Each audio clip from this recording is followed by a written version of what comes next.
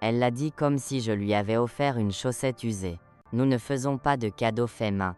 Mabel, a dit Bérénice, soulevant le paquet doux enveloppé de la boîte comme si c'était quelque chose de contagieux. Ce n'est juste pas notre truc.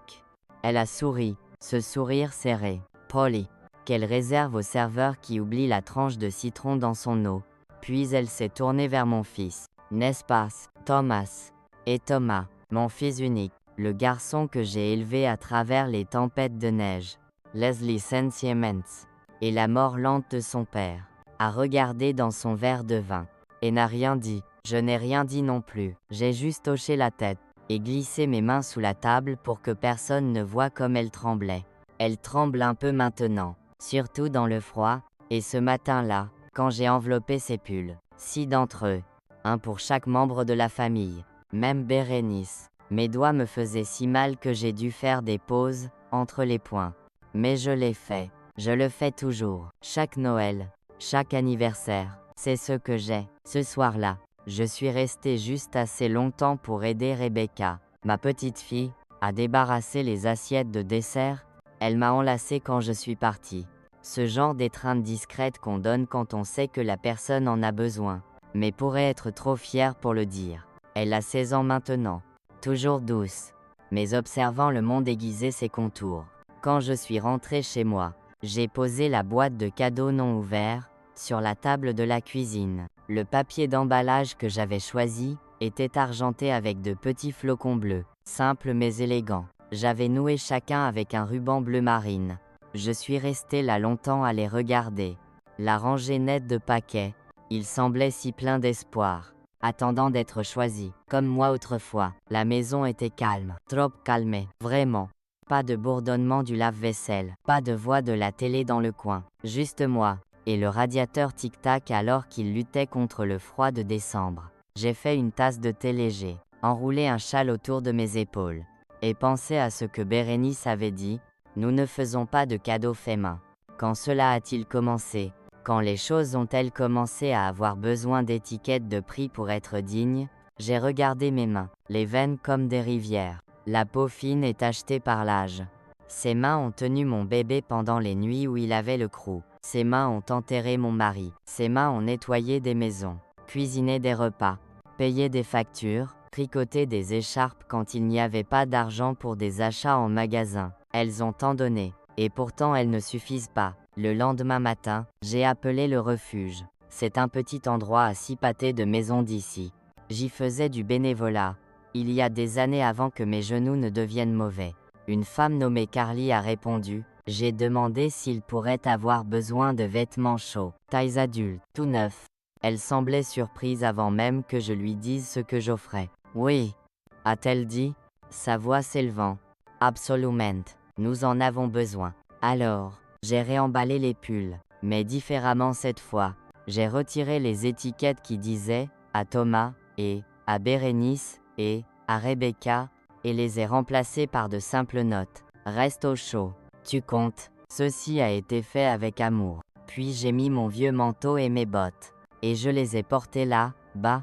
Carly m'a accueilli à la porte, jeune et joureuse du froid, dans un chapeau trop grand pour sa tête. Quand elle a vu les pulls, elle a cligné des yeux forts. Ils sont magnifiques, a-t-elle dit, en tenant un en l'air. Vous les avez faits. J'ai hoché la tête. Fait main. C'est le meilleur genre, a-t-elle dit. C'est là que je l'ai senti. Juste un sentiment.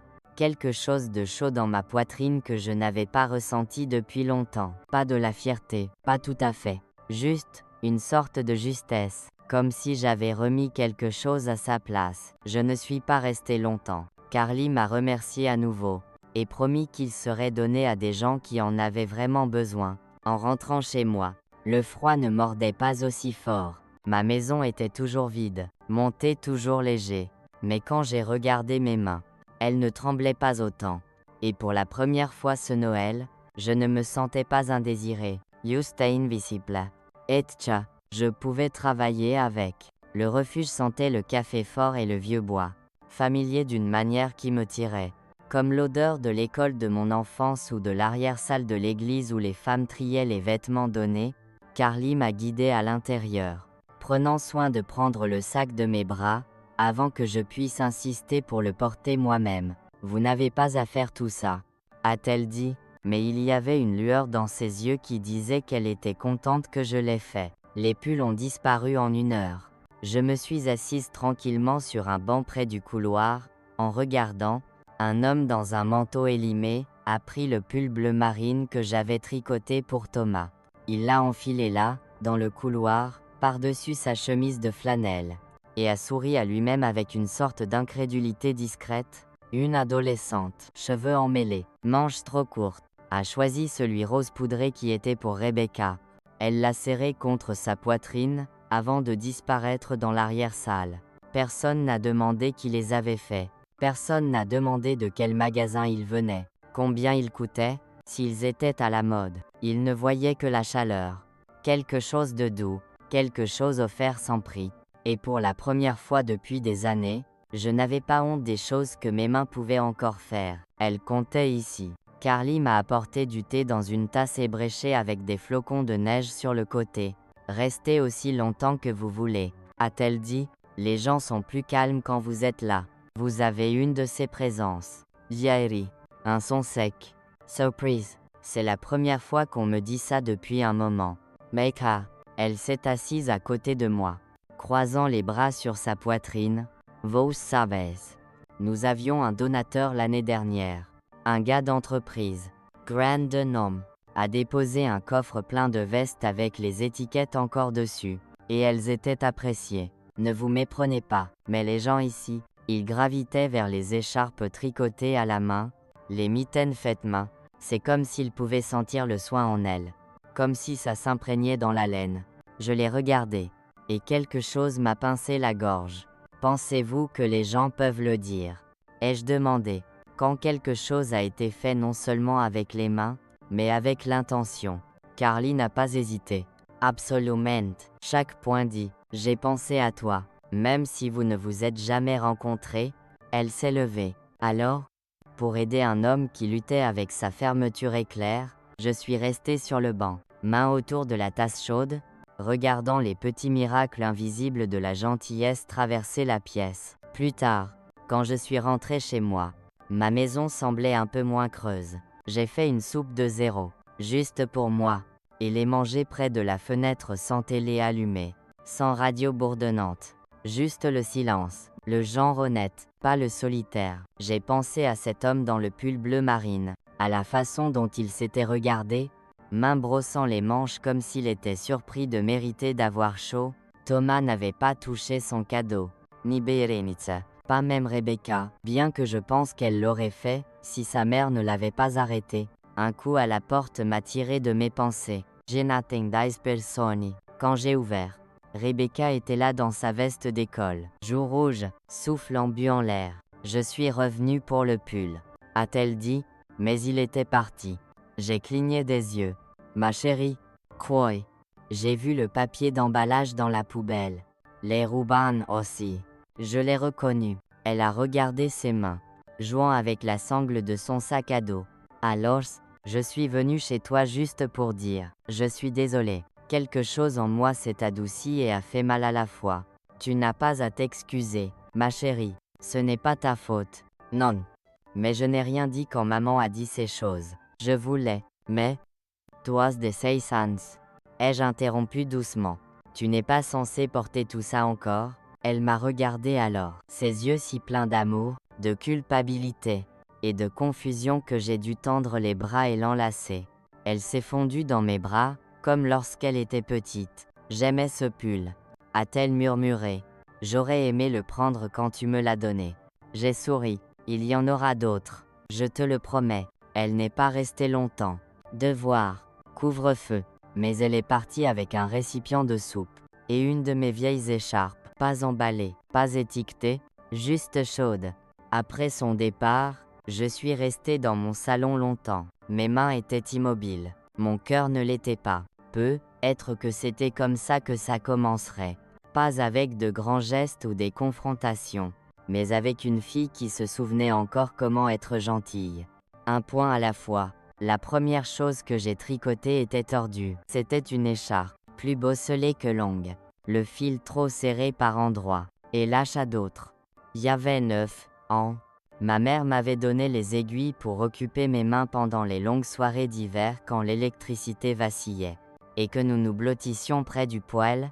Tu ne la feras pas perfeita, disait-elle, ses doigts volant à travers sa propre rangée de points. Mais tu la feras. Elle avait raison, je l'ai fait. Tordu, ou non. Elle a gardé mon cou au chaud pendant 2 hivers, et m'a fait sentir que j'avais fait quelque chose qui comptait. Je n'avais pas pensé à cette écharpe depuis des années. Pas jusqu'à la nuit, après la visite de Rebecca. Je me suis retrouvée dans le grenier, fouillant dans de vieilles boîtes, le genre qu'on transporte de maison en maison, mais qu'on n'ouvre jamais. Elle était là, pliée entre un carnet scolaire et une vieille photo de mes parents. L'écharpe semblait encore plus petite que dans mon souvenir. Délavée maintenant, douce par le temps, ses bords effilochés. Mais quand je l'ai touchée, le sentiment est revenu en force. Ce mélange de fierté et de maladresse. La joie de faire quelque chose avec mes propres mains. Cette écharpe a conduit à des dizaines d'autres. J'ai tricoté mon premier bonnet à 12 ans, des chaussettes à 15 ans. Les pulls sont venus plus tard, une fois mariée et enceinte de Thomas. Il y a une photo de lui, seulement 6 mois, enveloppé dans un petit pull vert avec des boutons en bois. Je l'ai fait pendant les longues nuits où le sommeil ne venait pas, et mes chevilles gonflaient comme des ballons.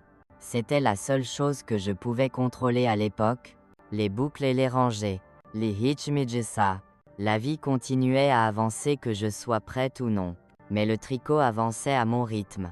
Quand mon mari a perdu son emploi à l'usine sidérurgique en 78, nous survivions à peine. Je tricotais des cadeaux, parce que nous n'avions pas d'argent pour autre chose. Je me souviens que Thomas a demandé une fois pourquoi ses jouets ne venaient pas dans des boîtes comme ceux de ses amis. Parce que les nôtres viennent avec de l'amour à l'intérieur, lui ai-je dit. Il y croyait alors. À 5 ans, il me tenait encore la main quand nous traversions la rue, et me faisait des cartes d'anniversaire avec des figures en bâtonnets et des cœurs. Quelque part en chemin, ses mains ont cessé de chercher la mienne. C'est étrange.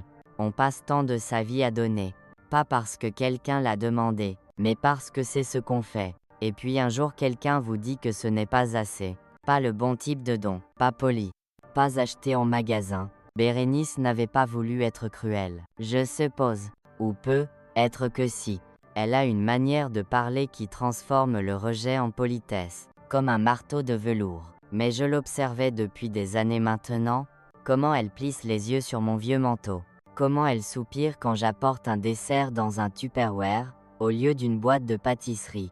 Elle n'était pas toujours comme ça. Quand elle et Thomas sortaient ensemble au début, elle me demandait des recettes, des anecdotes sur l'enfance de Thomas. Elle riait facilement alors, portait des chaussures plates, pas des talons. Je me souviens qu'elle avait complimenté un châle que je tricotais, disant qu'elle n'avait jamais appris à faire quoi que ce soit avec ses mains. C'est comme de la magie, avait-elle dit. Je me demande quand la magie s'est transformée en embarras.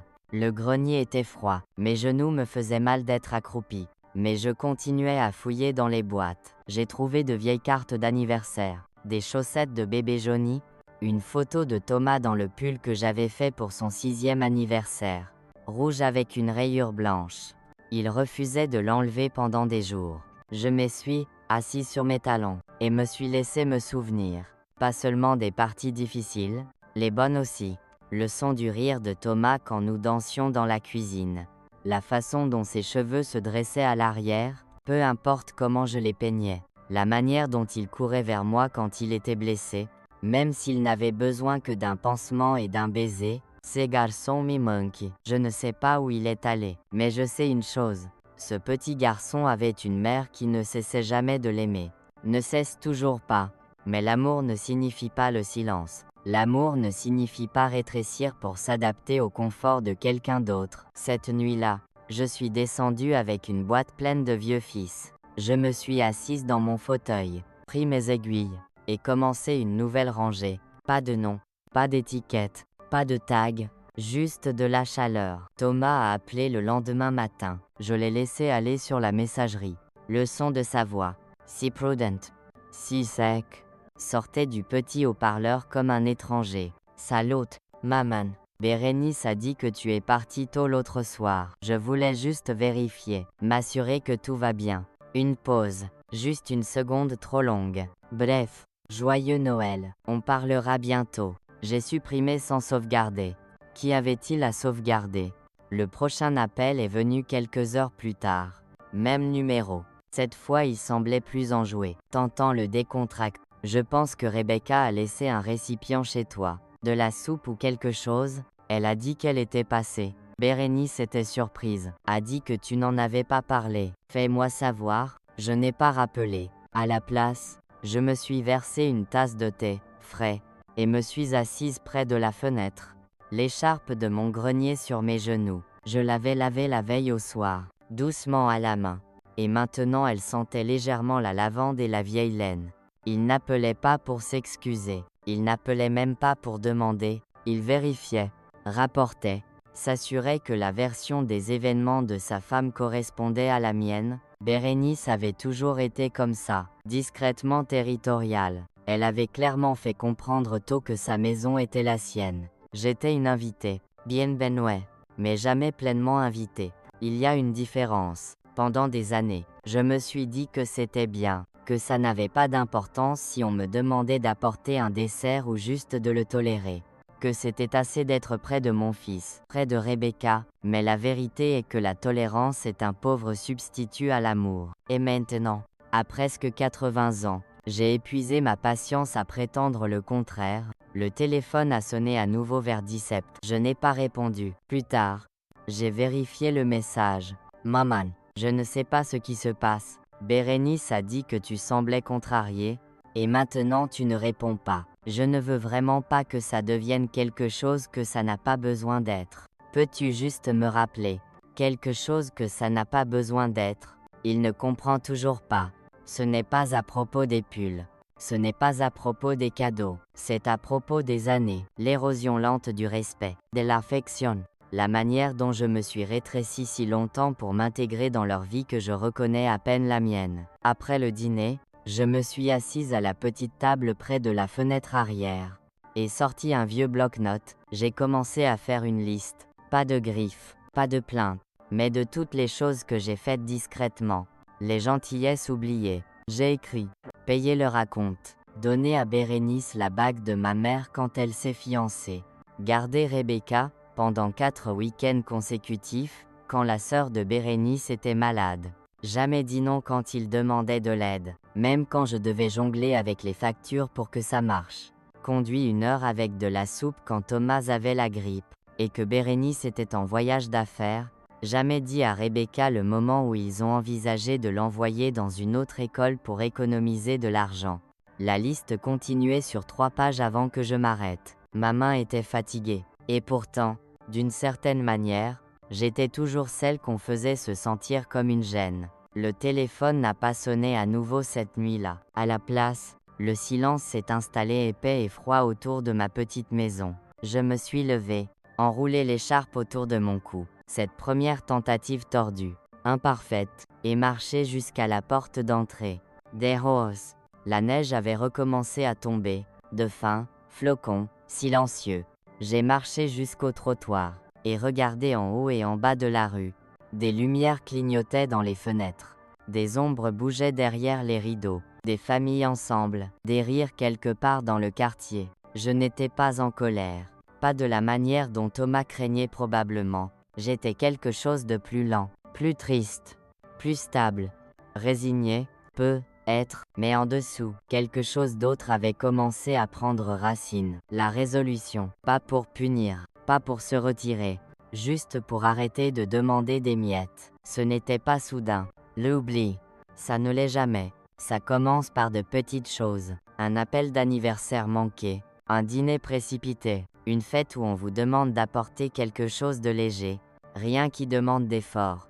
Et vous souriez, et vous hochez la tête, et vous avalez la boule parce que vous ne voulez pas sembler dans le besoin. Parce que le besoin, après un certain âge, devient gênant. Je me suis assise ce matin-là, près de la fenêtre de la cuisine, avec mon thé refroidi, regardant le facteur marcher à travers la neige. Il a fait signe. Un jeune homme avec un sourire gentil et un bonnet rouge trop bas. Et j'ai fait signe en retour. Une petite chose, mais ça m'a stabilisé. Pas de courrier, pas ce jour-là. Bérénice envoie des cartes numériques maintenant. Éco-consciente, dit-elle, mais je me souviens de la dernière vraie carte qu'elle m'a donnée, il y a 7 ans. Peut être oui, avec un texte préimprimé, et une petite volute de son nom en dessous. Pas de message, pas de chaleur, comme si sa présence seule devrait suffire. Je croyais autrefois que si je continuais à donner, il me verrait. Que si je me rendais utile, discrète, généreuse, si je ne me plaignais jamais, ne discutais jamais, ne les mettais jamais mal à l'aise. Alors peut-être qu'un jour il me regarderait avec la douceur que je voyais autrefois dans les yeux de Thomas quand il était petit, mais la gentillesse sans limite devient autre chose. Quelque chose de fragile. Quelque chose que les gens cessent de remarquer. Cet après-midi-là, j'ai sorti la petite boîte en bois, que je gardais dans le tiroir du fond de ma chambre. À l'intérieur, des vieux reçus, des notes, quelques photos froissées, la preuve d'une vie passée au service des besoins des autres. Il y avait le talon de chèque de quand Thomas et Bérénice ont acheté leur première voiture. Je leur avais prêté 3,0 €. Juste pour quelques mois, disait-il. Je n'ai jamais demandé à être remboursé. Je ne voulais pas les embarrasser. Il y avait une note de Thomas, écrite dans une gribouillage d'adolescent brouillon, me remerciant d'être la meilleure maman de l'univers. Il devait avoir 10 ans. Je l'ai gardé tout ce temps. Je l'ai tenu contre ma poitrine juste un moment. Quand suis-je devenu une transaction pour lui, une ligne dans le budget de leur famille? Bérénice parle souvent de limites. Comment c'est sain de les avoir, mais les limites, semble-t-il, ne vont que dans un sens dans leur maison. On attendait de moi que je donne, que je me présente, que je contribue, mais pas que je parle, pas que je sois en désaccord, pas que j'ai besoin de quoi que ce soit en retour. Quand j'ai donné à Bérénice la bague de ma mère, elle n'a pas dit merci, elle l'a dit. Elle est un peu petite, je la ferai réajuster. C'était le début, j'ai pensé, ou peut être la fin. Je ne suis plus sûr, mais je me souviens du silence qui a suivi, la façon dont Thomas n'a pas parlé, la façon dont j'ai ri pour évacuer, trop gêné pour laisser voir la douleur. Je me suis dit alors que ça n'avait pas d'importance, que la bague n'était qu'une chose, mais ce n'était pas le cas. C'était le dernier morceau de ma mère que j'avais, et je le lui ai donné. Pensant que ça signifierait quelque chose, ça n'a pas été le cas. Le lendemain matin, j'ai appelé la banque. La femme au bout du fil était polie. Patiente, je lui ai dit que je voulais examiner les virements automatiques de mon compte. Juste un contrôle de routine. Ai-je dit, mais ma voix tremblait. Et je pense qu'elle l'a entendu. Ce n'était pas juste à propos de l'argent. C'était à propos de tracer une ligne, un petit pas ferme vers la récupération de l'espace dans lequel je vivais autrefois. Pas comme leur distributeur automatique, pas comme leur témoin silencieux, mais comme quelqu'un avec une colonne vertébrale. J'ai fait une liste. Arrêter le virement mensuel vers le compte joint de Thomas. Annuler le paiement automatique pour le programme de cantine scolaire de Rebecca. Retirer Bérénice comme autorisé sur mon compte de pharmacie. Changer le contact d'urgence à la clinique de Thomas à Rebecca. Chaque appel que je passais était comme retirer une écharde de ma peau. Vif mais soulageant. Personne n'a remarqué. Pas ce jour-là. Pas d'appel. Pas d'accusation. Pas de « s'il vous plaît ». Juste le silence. Mais cette fois il semblait différent. Cette fois il semblait mérité. Rebecca est arrivée juste après le déjeuner. Joues rouges du froid, ses cheveux noirs mouillés de neige fondante. J'ai apporté des cookies, a-t-elle dit, levant un sac en papier, avec un sourire timide. Acheté en magasin. Ne me juge pas. J'ai ri. Le son plus rauque que je ne me souvenais. Je n'ai où je passe. Je fais juste mieux. Elle a souri. Et m'a suivi à l'intérieur.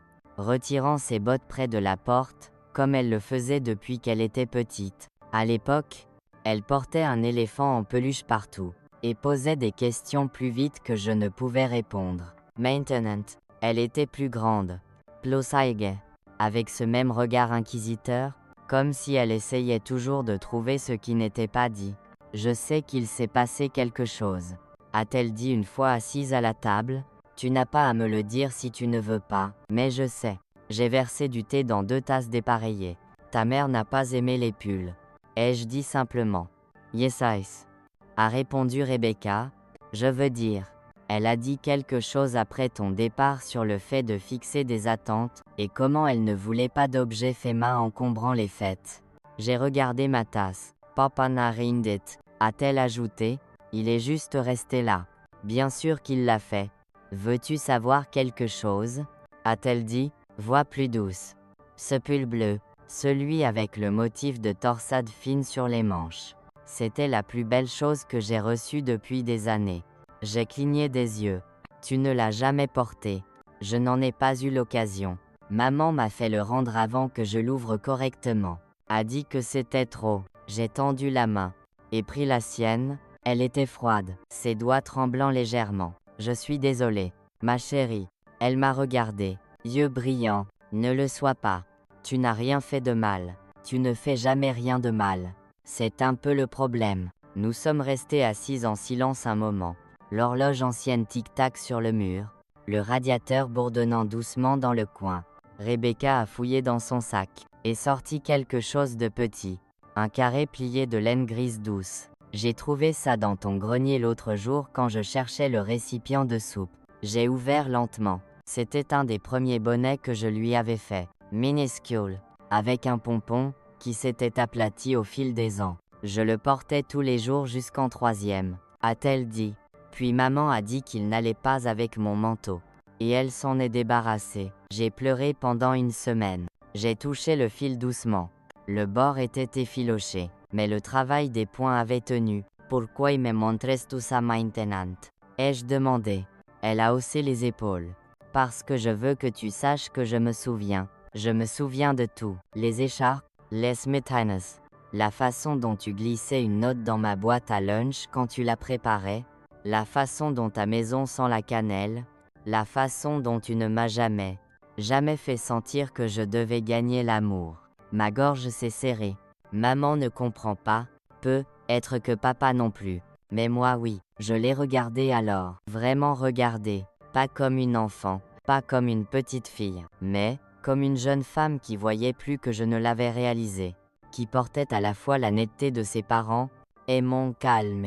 Et peut-être, juste peut-être, quelque chose de plus fort aussi. Je ne suis pas en colère contre eux, ai-je dit enfin. Je suis juste fatiguée de prétendre que je ne remarque pas. Rebecca a hoché la tête lentement. C'est juste, elle est restée longtemps ce jour-là. Nous n'avons pas parlé des virements bancaires ou des appels manqués s'accumulant sur mon téléphone. À la place, nous avons fait une nouvelle fournée de cookies, cannelle et avoine, moelleux au centre. Et elle m'a parlé d'un garçon dans son cours d'anglais qui lisait de la poésie à voix haute comme s'il auditionnait pour quelque chose. Nous avons ri, nous avons lavé la vaisselle. Elle m'a demandé comment faire un point de base, et je lui ai montré. Ses mains étaient maladroites mais enthousiastes. Je veux faire quelque chose pour toi cette fois, a-t-elle dit, langue entre les dents en se concentrant. Ça ne sera probablement pas très bon. J'ai regardé ses mains. Jeunes. Capables. Isayan. Ce sera parfait. Ai-je dit, la maison semblait différente après son départ. Pas plus bruyante, pas même plus chaude, juste moins creuse. J'ai lavé les tasses à la main. Même si j'aurais pu les laisser dans l'évier, je fais toujours ça quand je réfléchis. Nettoyer quelque chose, plier quelque chose, garder mes mains en mouvement pour que mon esprit ne devienne pas trop bruyant. Il y a une boîte sous mon lit que je n'ai pas ouverte depuis des années. Je l'ai sortie ce soir-là. Elle sentait encore légèrement le cèdre et le thym. À l'intérieur, de vieilles lettres de Daniel, mon mari, écrites sur du papier jaunissant, avec son écriture en boucle soignée. Il n'était jamais très bavard en personne. Mais sur le papier, il était tendre, presque poétique. J'ai déplié la première, datée de 1968, l'année après la naissance de Thomas. Ma belle, je sais que le bébé t'a tenu éveillé, et je sais que j'ai été brusque avec toi ces derniers temps. Yemen excuse. Je suis juste fatiguée et effrayée, et parfois j'oublie la chance que j'ai de t'avoir. Ce matin je t'ai vu le tenir, la façon dont ton visage semblait, et ça m'a rappelé pourquoi je t'ai épousé. Tu rends une vie dure plus douce. Amour. Je l'ai lu 2 fois, puis 3 fois encore. Il ne parlait jamais comme ça à voix haute, même pas proche. Mais ses lettres, une pile d'environ 2 douzaines, sont pleines de cette dévotion discrète, féroce que je me souviens le plus dans ses silences. J'en ai sorti une autre, datée de son séjour à l'hôpital. Ma belle, ne t'inquiète pas pour les factures, ne t'inquiète pas pour Thomas, promets-moi juste une chose. Quando partirai, ne les laisse pas prendre tout de toi avec moi. Tu as encore toute une vie, et elle n'appartient à personne d'autre. Ôte-les celle-là, tout entière, même les parties douces, surtout les parties douces. Je n'avais pas souvenu de cette ligne, pas exactement. Mais maintenant elle brûlait dans ma poitrine. Même les parties douces, c'est la partie qu'ils ont essayé d'effacer de moi toutes ces années. La douceur, comme si la gentillesse et le don étaient des symptômes de faiblesse, comme si être facile à ignorer signifiait que vous n'aviez plus rien à l'intérieur. Daniel ne pensait jamais ça, même pas quand il était mourant, même pas quand je pleurais à côté de son lit. Serrant sa main, parce que je ne savais pas quoi faire d'autre. Il a serré mes doigts alors. Edith, toujours là. C'est la bonne partie. Après son décès, les gens ont cessé de dire son nom. C'est ce qu'ils font, n'est-ce pas? Comme si la mort était contagieuse. Comme si dire Daniel pourrait rapprocher votre propre fin. Mais je le dis parfois, à voix haute. Parfois juste dans ma tête quand j'arrose le jardin ou répare quelque chose à la main. Sa brosse à dents est toujours dans l'armoire. Sa chemise de flanelle pend toujours à l'arrière du placard. Le chagrin est étrange comme ça. Doux et lourd, sans date d'expiration. J'ai soigneusement remis les lettres dans la boîte. Puis les repoussé sous le lit. Pas pour la cacher, juste pour la garder en sécurité. Avant de me coucher, je me suis assise dans le salon. Et repris les aiguilles. Pas pour faire des cadeaux, pas pour prouver quoi que ce soit. Juste pour moi. Le fil est un bordeaux profond. La couleur que Daniel aimait le plus sur moi. Ça fait ressembler tes joues à des pommes, disait-il. J'ai souri à ça. La radio jouait quelque chose de lent, et j'ai laissé le rythme des points calmer mon esprit. La maison était calme, mais pas solitaire. Elle est pleine de vieux mots et de nouveaux. De la voix de Rebecca, des lettres de Daniel, des choses que j'ai souvenues juste à temps. D'où ne signifie pas petit, d'où ne signifie pas oublié. D'où, j'ai pensé, est la chose la plus forte que j'ai. La femme à la banque était plus jeune que je ne m'y attendais. Elle portait des lunettes avec des montures noires épaisses, et avait un stylo accroché à son pull comme si c'était une armure. Quand elle a appelé mon nom, elle a souri. Trap Polly. Trop répété. Comme les gens sourient aux vieilles dames qu'ils s'attendent à voir confuses. Je voudrais examiner tous les virements programmés de mon compte. I edit and Monseyant. Gardant ma voix calme, claire. Quelque chose en particulier. Tous. I interrompo. Je veux une liste. Puis je veux les annuler. Elle a cligné des yeux. Tous. Oui. J'ai croisé les mains sur mes genoux. Elle ne tremblait pas. Elle a sorti mes dossiers. J'ai regardé ses yeux parcourir l'écran. Un froncement s'est formé avant qu'elle ne se reprenne. Et le masque avec un autre sourire poli. Il y en a pas mal. Yes eyes. Une autre pause. Je peux les suspendre aujourd'hui, a-t-elle dit, mais pour une annulation complète et pour révoquer l'accès des utilisateurs autorisés, nous aurons besoin de votre signature sur plusieurs formulaires. J'ai apporté un stylo. Ai-je répondu. Son sourire est devenu réel. Alors, juste un peu. D'accord. Commençons. Nous sommes allés ligne par ligne. Le paiement de l'hypothèque que Thomas avait mise en place à mon nom après le refinancement de leur deuxième maison. Parti. Les contributions automatiques au compte scolaire de Rebecca, même si elle travaillait maintenant à temps partiel. Parties. La facture d'utilité liée à leur maison au bord du lac, celle qu'ils prétendaient être partagée par la famille. Party. Il y en avait 6 en tout. 6 petits liens silencieux que je les avais laissés nouer autour de moi au fil des ans. Chaque fois que j'avais dit oui, chaque fois que je m'étais dit que c'était de l'amour, mais l'amour ne devrait pas ressembler à du silence, à une obligation, à quelque chose qu'on fait parce que sinon on ne sera pas invité l'année prochaine. Quand nous avons fini, l'air semblait plus clair. Y a-t-il autre chose avec quoi je peux aider, Madame Harris, a demandé la femme. Oui, ai-je dit. Je voudrais retirer mon fils de mes informations de contact d'urgence, le remplacer par ma petite fille. Elle a hoché la tête, tapant à nouveau. Êtes-vous sûr? A-t-elle demandé doucement. Je suis sûre, ai-je dit, et je l'étais. Au moment où je suis sorti, le froid a frappé mon visage, comme un second souffle. Le ciel était pâle. Le vent, fif. Mais j'ai marché lentement jusqu'à l'arrêt de bus, tête plus haute qu'elle ne l'avait été depuis des années. Chez moi, le répondeur clignotait. 2 messages, tous deux de Thomas. Je les ai écoutés. Maman, je viens de voir des alertes de la banque. Quelque chose ne va pas. Appelle-moi. Pépipier. Sérieusement. Maman. Qu'est-ce qui se passe? Bérénice dit que tu agis bizarrement. Juste, nous devons parler, s'il te plaît. Je n'ai pas rappelé. Je n'en avais pas besoin. Il le sentirait. Pas l'argent. Ça pouvait être remplacé. Mais le changement. L'espace où mon silence était autrefois était maintenant quelque chose de plus ferme, moins flexible, quelque chose qu'il ne pouvait plus enjamber. Ce soir-là, je me suis assise, et j'ai écrit une note, pas à Thomas, pas à Bérénice, à Rebecca. Chère Rebecca, si quelque chose change dans les semaines à venir, je veux que tu comprennes pourquoi. Tu n'as rien fait de mal. En fait, tu m'as rappelé ce que ça fait d'être vu. Cela seul est plus que je ne peux dire pour la plupart des gens. J'ai passé trop longtemps à confondre l'amour avec le sacrifice, trop longtemps à laisser croire que le calme était la même chose que la paix. Ce n'est pas le cas, il y a plus à venir. Yenai pas fini. Amour. Mamie.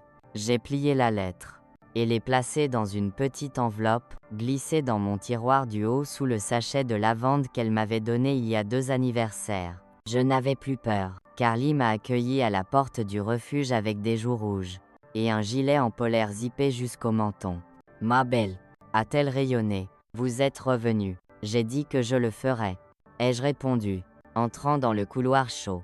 L'odeur de café et de feuilles d'assouplissant emplissait l'air. Familière, ancrée. J'ai apporté quelques trucs, ai-je ajouté. Surtout du fil. Quelques chaussettes supplémentaires. Quelques écharpes. Elle a pris le sac de moi doucement. Vous n'aviez pas à, mais je voulais. Le salon d'entrée était animé. Mais Kaomi, un garçon d'environ 10 ans, était blotti dans un fauteuil lisant une bande dessinée, son manteau plusieurs tailles trop grand. À proximité, une femme somnolait dans un coin, avec sa tête contre la fenêtre, son souffle embuant la vitre. Venez vous asseoir, a dit Carly. Je vais vous faire du thé. Elle m'a emmené dans une pièce à l'arrière que je n'avais pas vue avant. On aurait dit un bureau et une salle de pause qui s'étaient heurtés. Vieux classeur, une bouilloire, des boîtes de dons. Une radio bourdonnait doucement en fond. Vous avez un calme en vous, a dit Carly, versant de l'eau chaude dans des tasses dépareillées. Les autres le sentent aussi. Vous seriez surprise de voir comment les gens changent juste en ayant quelqu'un assis à côté d'eux qui ne tressaille pas. J'ai souri. Je suis trop vieille pour tressaillir. Elle les a ri. C'est peu, être ça. Nous sommes restés assises dans un silence aimable un moment, sirotant notre thé. Vous me rappelez quelqu'un, a-t-elle dit finalement. Ma grand-mère. Elle m'a élevée quand ma mère n'était pas là. Elle tricotait aussi. Tout le temps, ne pouvait pas s'asseoir sans que ses aiguilles bougent. Elle semble être quelqu'un. Elle était tout. Elle est morte avant que je puisse lui dire ça correctement. Carly a remué son thé, puis posé la cuillère. Bref. Quand j'ai vu ses pulls l'autre jour, je ne sais pas, quelque chose a cliqué. Je n'ai rien dit, juste écouté. Il y a quelque chose de sacré là, dedans. A-t-elle continué? À prendre du temps, d'ouvraitems, pour faire quelque chose pour un étranger. Pas parce qu'ils l'ont mérité, pas parce qu'ils vont en parler ou vous donner quelque chose en retour. Juste parce qu'ils existent. C'est strare. Mais bon, j'ai regardé mes mains. Les mêmes mains que je pensais autrefois devenir invisibles. Carly les voyait, elle voyait ce qu'elle pouvait faire. Je pensais, a-t-elle ajouté, peut-être que vous aimeriez venir plus régulièrement. Pas juste avec des choses, mais avec vous-même. Nous avons des gens qui tricotent ici, mais ils ne savent pas vraiment ce qu'ils font. Nous pourrions utiliser quelqu'un qui sait, quelqu'un comme vous. Oh, j'ai fixé la tasse ébréchée dans mes mains. Pendant un moment, j'ai imaginé ça, une petite table, peut-être, dans un coin calme du refuge. Quelques chaises, Une pelote de fil roulant sur le sol. Quelqu'un assis en face de moi. Jeune. Vieux.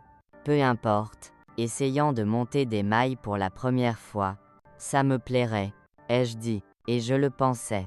Plus tard, avant de partir, Carly m'a raccompagné à l'entrée.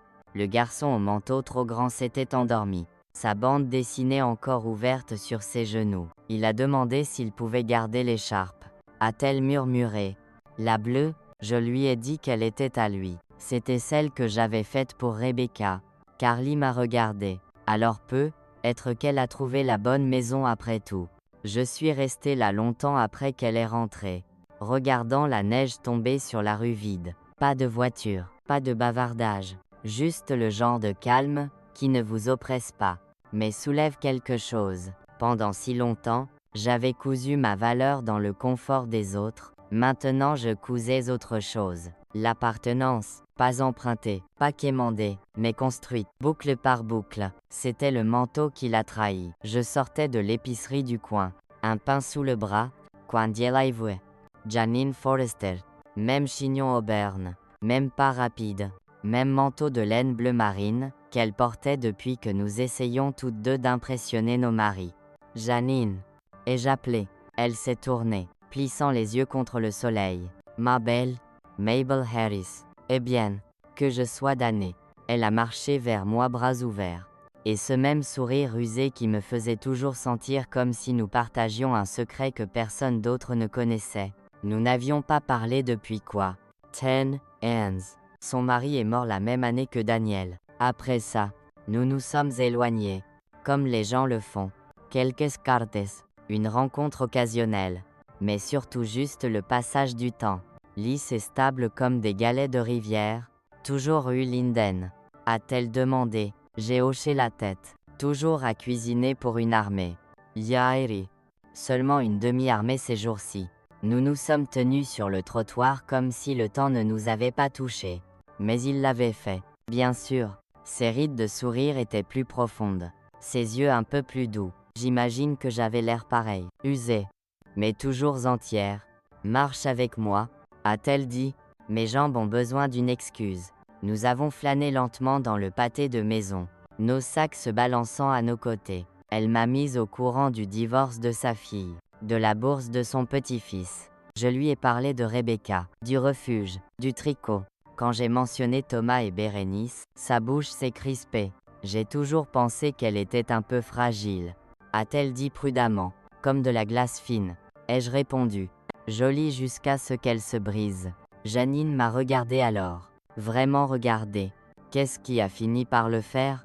A-t-elle demandé. Je savais ce qu'elle voulait dire. J'ai haussé les épaules. On Paul. Elle a haussé un sourcil. Je lui ai raconté, morceau par morceau. Pas tout. Pas les appels à la banque. Pas les lettres sous mon lit. Mais ça cesse. Les rejettes. Le silence. L'érosion lente de quelque chose que je pensais être de l'amour. Quand j'ai fini, elle a expiré. Tout ça, a-t-elle dit. Quand Gary est mort, j'ai passé un an à penser que j'étais trop en colère, trop amère. J'ai continué à essayer d'adoucir ça, d'être agréable, jusqu'à ce qu'un jour je réalise que je ne devais à personne une douceur qui me faisait mal à donner. J'ai arrêté de marcher. Quas to fate. J'ai arrêté de répondre au téléphone quand je n'en avais pas envie. J'ai arrêté de me présenter là où je n'étais pas valorisé. Et j'ai commencé à me souvenir de qui j'étais avant de commencer à me réduire pour m'intégrer dans les maisons des autres. Nous nous sommes tenus là, juste deux vieilles femmes sous le soleil d'hiver, portant du pain et de l'histoire. Tu as toujours été plus forte que tu ne le laissais paraître, a-t-elle dit. J'ai dû l'être. Ai-je répondu. Ça m'a juste pris trop longtemps pour l'admettre. Nous nous sommes dit au revoir au coin de la rue, promettant de nous retrouver pour un café bientôt. Et cette fois en le pensant, de retour chez moi, j'ai posé le pain sur le comptoir, et me suis versé un verre d'eau. Puis j'ai regardé autour de la maison, les rideaux que j'avais ourlés moi-même, la photo encadrée de Thomas enfant, la petite broderie en point de croix, que Daniel m'avait fait essayer une fois, la vie que j'avais remplie de dons. Ce n'était pas que je regrettais d'avoir donné, seulement la façon dont cela était passé inaperçu, Maintenant ce serait différent, pas parce que j'étais en colère, mais parce que j'avais enfin retrouvé comment me tenir debout. Le message de Bérénice est arrivé le lendemain matin.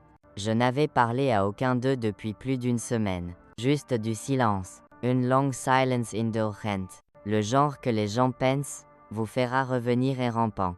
Mais j'avais appris quelque chose dans ce calme. Il ne me manquait pas. Ce qui me manquait, c'était ce que je pensais qu'ils étaient. Son texto était court. Sec. Salut.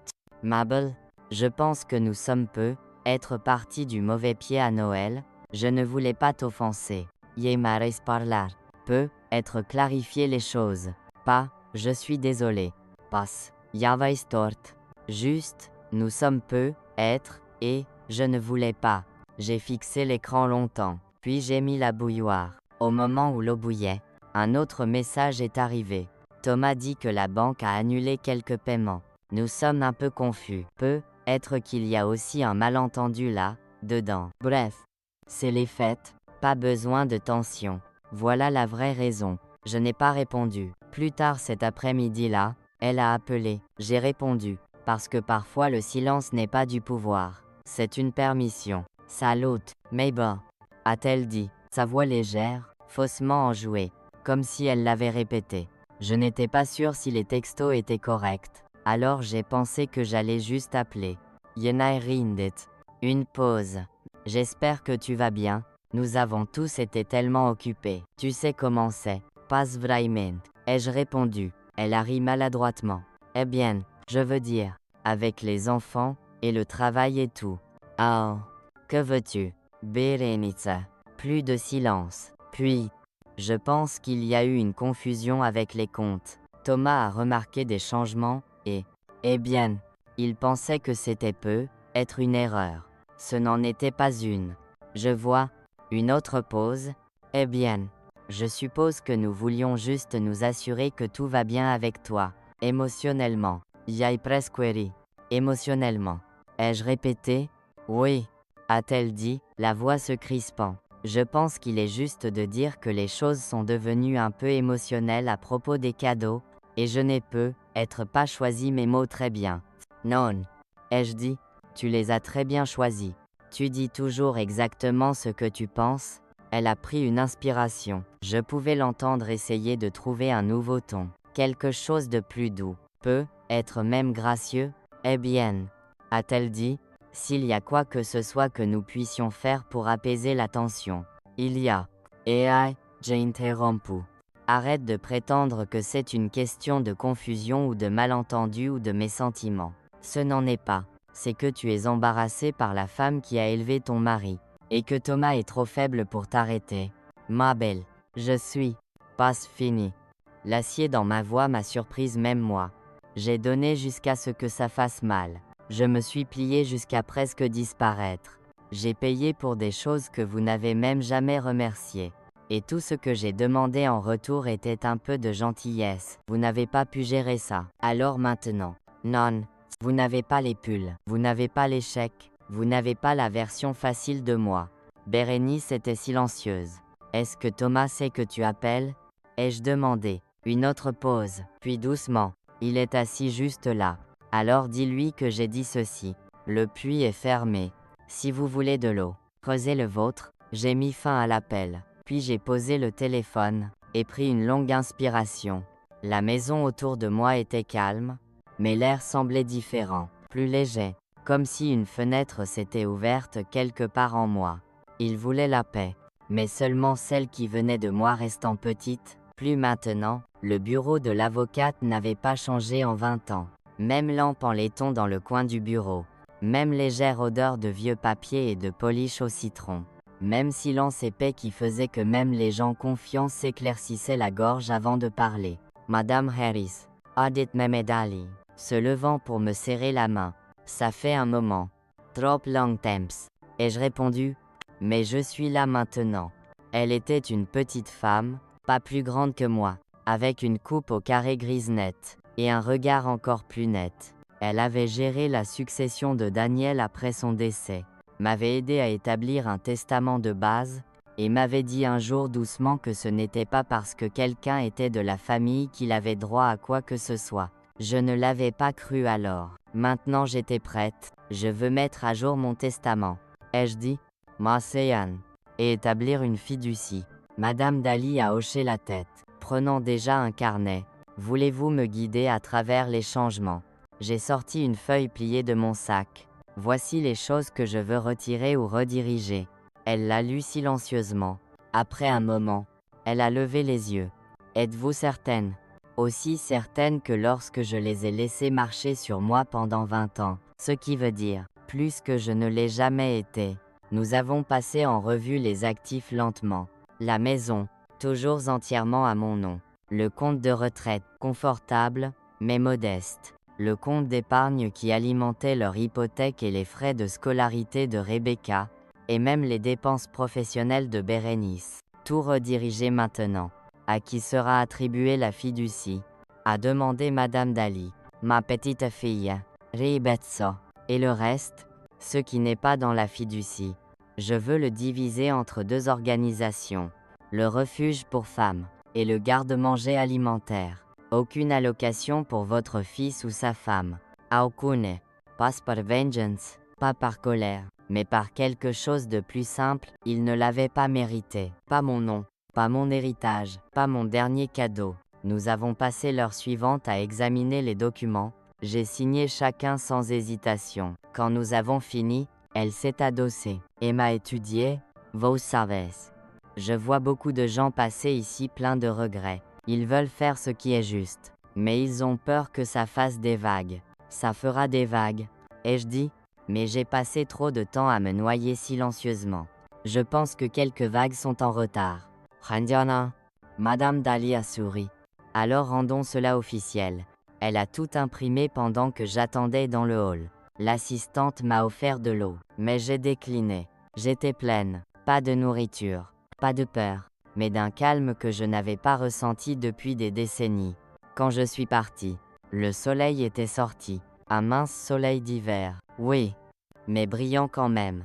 Je me suis arrêtée au refuge en chemin, déposant un autre sac de fil, des chaussettes, et un pot de cookies que j'avais fait ce matin-là. Carly n'était pas là, mais j'ai laissé une note glisser dans le pot. Pour ceux qui se souviennent de ce que signifie être au chaud, et qui ne font jamais mendier les autres pour ça. De retour chez moi, j'ai ouvert grand les rideaux, et laissé le soleil se répandre sur le sol. Mon téléphone était sur la table. 2 appels manqués de Thomas, un d'un numéro inconnu. Pas de message vocal, pas de message, juste le silence à nouveau. Mais cette fois ce n'était pas le leur, c'était le mien. Il est arrivé un mardi. Sans avertissement, sans texto, juste un coup à la porte. Ferme, familière, et tout à fait indésirable. Je n'ai pas pressé, je l'ai laissé attendre. Quand j'ai ouvert, Thomas se tenait là, main dans les poches de son manteau, épaules voûtées contre le froid. Puis-je entrer? A-t-il demandé. J'ai fait un pas de côté, sans un mot. Il est entré comme s'il avait oublié à quel point ma maison était petite. Ses yeux ont balayé la pièce. Être s'attendant à trouver une valise près de la porte ou des photos manquantes sur les étagères. Je n'ai rien dit. Juste attendo. Il s'est assis sur le bord du fauteuil comme s'il pouvait mordre. Je ne suis pas venu ici pour me battre. A-t-elle dit. Je veux juste comprendre. Bien. Ai-je dit, parce que je suis fatigué d'expliquer. Il a cligné des yeux, pris au dépourvu. Je n'ai pas haussé la voix. Je n'en avais pas besoin. La vérité ne nécessitait pas de volume. J'ai eu un appel de Madame Dali. A-t-elle dit, à propos du testament, de la fiducie. J'ai hoché la tête une fois. Pourquoi? A-t-il demandé. Après tout ce que nous avons fait ensemble, après toutes ces années, exactement. Ai-je dit. Après toutes ces années, il a secoué la tête, sa voix montant. Alors, tu nous coupes juste. Tu donnes tout à des étrangers, à des refuges. Yeah. À des gens qui m'ont remercié. Ai-je dit. Ce n'est pas juste. Ton silence ne l'était pas non plus. Il m'a regardé alors. Pas en colère, pas suppliant. Yo stava sorti. Toi aurais pu me parler. A-t-il dit. Tu aurais pu me dire que tu ressentais ça. Yellow fight. Ai-je dit doucement. De 1000 petites manières. Dans les pulls, dans les chèques, en attendant à votre porte avec une tarte, pendant que Bérénice faisait semblant de ne pas me voir. Il n'a pas parlé. Tu l'as laissé décider qui je pouvais être dans ta vie, ai-je dit, et je l'ai suivi parce que je pensais que c'est ce que font les mères. Elles s'adaptent. Elles disparaissent un peu pour faire de la place. J'ai pris une inspiration. Mais è trop disparo. Et personne ne l'a remarqué. Thomas s'est penché en avant, coude sur les genoux. Je suis désolé. Je l'ai regardé. M'enfile, mon ancien petit garçon. Et j'ai vu, pas de la malice, pas de la cruauté, juste de la faiblesse, une douceur au mauvais endroit, un homme qui avait appris à maintenir la paix en laissant cela coûter tout aux autres. Je n'ai pas besoin d'une excuse. Ai-je dit? J'ai besoin d'espace. Alors c'est tout, a-t-il demandé. Tu en as fini avec nous. J'en ai fini de prétendre que tu n'as pas choisi son confort avant ma présence. J'en ai fini de financer une relation qui me faisait me sentir petit. Il a frotté une main sur son visage. Bérénice est compliquée. Elle n'est plus ma complication. Thomas s'est levé alors. Faisant les 100 pas dans la petite pièce, Rebecca est coincée au milieu de ça. Elle ne l'est pas. Elle est la seule qui m'a vue. Et quand les gens le découvriront, que dois-je leur dire? Que ta mère a arrêté de rétrécir. Il a ouvert la bouche, l'a refermée. À la porte, il s'est arrêté. Tu as vraiment tout donné. Je l'ai donné là où ça grandirait. Nadia. Il semblait vouloir dire autre chose. Peut être 10 choses différentes. Mais à la fin, il a juste hoché la tête, et est sorti dans le froid. J'ai fermé la porte derrière lui doucement. Pas de claquement, pas d'amertume, juste le clic discret d'une limite maintenue. La neige s'était arrêtée le matin. Un mince soleil s'étendait sur le trottoir, attrapant les stalactites sous les avant-toits. J'ai mis mon manteau. Celui que Daniel disait toujours me donnait l'air d'une femme qui avait quelque part où aller, et rempli mon sac avec 3 nouvelles écharpes, 2 paires de mitaines, et un bonnet chaud que je venais de finir. Au refuge, le hall bourdonnait d'une énergie discrète. Des enfants bavardaient dans le couloir. Une femme fredonnait doucement près de la cafetière. Et Carly m'a fait signe depuis derrière une pile de formulaires de dons. Ma belle, a-t-elle dit, venant à ma rencontre. J'espérais qu'on vous verrait aujourd'hui. C'est le matin de Noël. Ai-je dit? Où serais-je sinon? Nous avons apporté le paquet dans la pièce principale. Un sapin se tenait dans le coin. La moitié des ornements faits de papier et de cure-pipe. Un petit garçon aux grands yeux m'a tendu une carte. Son nom était Jonas. Il avait dessiné un pull et écrit « Merci » et lettres et rouge tordue. Mon cœur s'est serré de cette manière douce, douloureuse, dont la joie arrive parfois. Carly m'a conduite dans la salle commune où quelques bénévoles s'étaient rassemblés. Quelqu'un avait installé une table avec du cacao chaud. Et sur le canapé, 2 adolescentes échangeaient des gants comme des secrets. J'ai distribué ce que j'avais apporté. Pas d'étiquette, pas de tag. Juste de la chaleur. Ils ne m'ont pas demandé qui j'étais.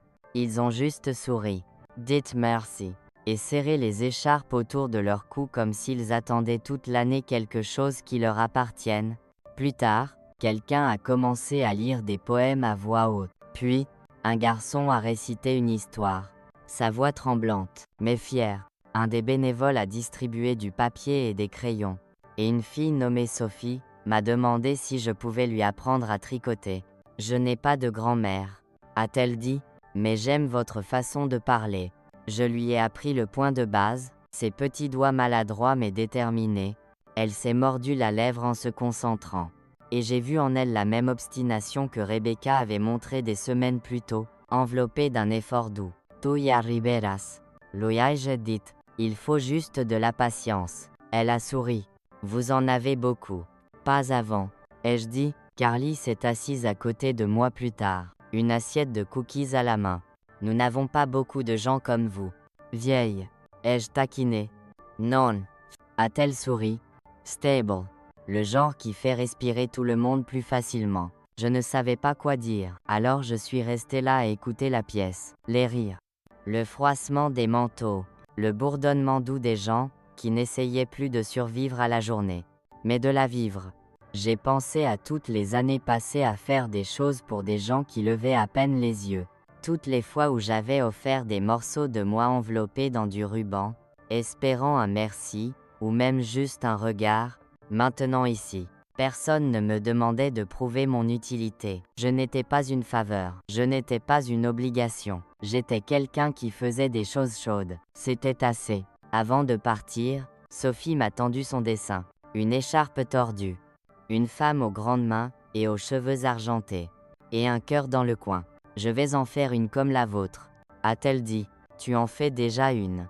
Ai-je murmuré. The horse. Le soleil était monté plus haut. Le trottoir scintillait. Je suis rentré chez moi lentement. Le froid effleurant mes joues. La carte de Jonas glissait dans la poche de mon manteau comme un secret.